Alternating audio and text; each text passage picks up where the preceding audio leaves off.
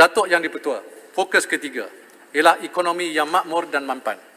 Kerajaan komited untuk mengukuhkan agenda pembangunannya supaya pertumbuhan kekal mampan dan inklusif. Di samping itu, bajet 2022 akan terus menyokong pelaksanaan rancangan Malaysia ke-12 yang memberi keutamaan kepada 3 tema, iaitu penjanaan semula ekonomi, kesejahteraan dan inklusiviti, dan kemampanan ke arah keluarga Malaysia yang makmur sejahtera. Di bawah fokus ini, penumpuan akan diberi kepada agenda kelestarian, merapatkan jurang ekonomi, konsolidasi fiskal dan kemampanan hasil serta mendukung penyampaian perkhidmatan awam. Strategi pertama di bawah fokus ketiga adalah untuk mengukuhkan agenda kelestarian negara. Kita komited untuk memenuhi matlamat pembangunan mampan atau SDG dan penggumbalan bajet tahunan sudah mula dijajarkan kepada 17 SDG.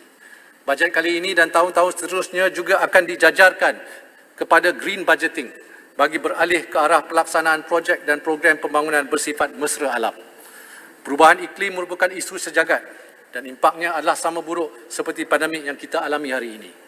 Baru-baru ini Yang Berhormat Perdana Menteri telah menzahirkan komitmen untuk menjadikan Malaysia sebagai sebuah negara neutral carbon seawal-awalnya pada tahun 2050. Komitmen ini memerlukan negara untuk memacu pembaharuan supaya pertumbuhan kekal mampan dan berdaya saing di pasaran global.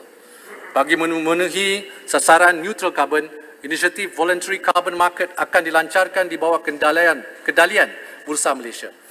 Inisiatif ini akan bertindak sebagai platform sukarela bagi dagangan kredit karbon antara pemilik aset hijau dengan mana-mana entiti ke arah peralihan amalan rendah karbon. Selain itu, untuk membantu PMKS meningkatkan amalan lestari dan rendah karbon, seperti menambah penggunaan bahan mentah lestari dan tenaga boleh diperbarui, BNM akan menyediakan kemudahan peralihan kepada rendah karbon dengan nilai dana sebanyak RM1 bilion secara padanan dengan dana yang setara daripada institusi kewangan peserta.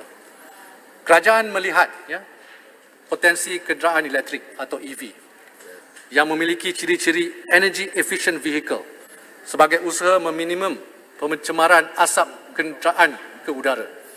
Bagi menyokong pembangunan industri EV tempatan, kerajaan bercadang untuk memberikan pengecualian sepenuhnya ke atas duty import, duty excise dan cukai jualan bagi kenderaan EV. Pengecualian cukai jalan sehingga 100% juga diberikan kepada kenderaan berkenan. Di samping itu, pelepasan cukai pendapatan individu sehingga RM2,500 juga turut diberikan ke atas kos pembelian dan pemasangan, sewaan dan sewa beli kemudahan serta bayaran yuran langganan kemudahan pengecasan EV.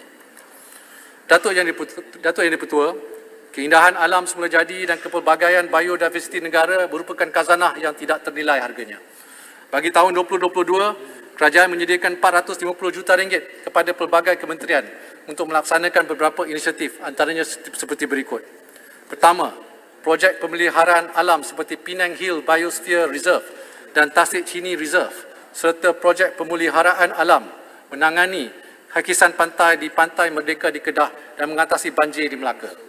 Kedua, program memperkasa pelibatan komuniti tempatan, veteran tentera dan orang asli seperti suku Jahai sebagai pengawal biodiversiti kawasan hutan dengan pertambahan pengambilan peronda sehingga 1,000 orang. Ketiga, pemberian bantuan bagi kos operasi zoo, usaha meningkatkan pembiakan harimau Malaya dan pelaksanaan program Frozen Zoo untuk memelihara kelangsungan spesies terancam. Keempat, kempen penanaman 100 juta pokok dengan sasaran 20 juta pokok setahun. Kelima, geran sokongan bagi menyokong peranan World Wildlife Fund, kumpulan rentas Parti Parlimen Malaysia serta rakan alam sekitar. Bagi menerapkan pelaksanaan Ecological Fiscal Transfer atau EFT, bagi memelihara biodiversiti, peruntukan EFT berjumlah RM70 juta akan disediakan setiap tahun bagi semua negeri dan mekanisme pelaksanaannya diperkukuh melalui kriteria ekologi berasaskan keberhasilan.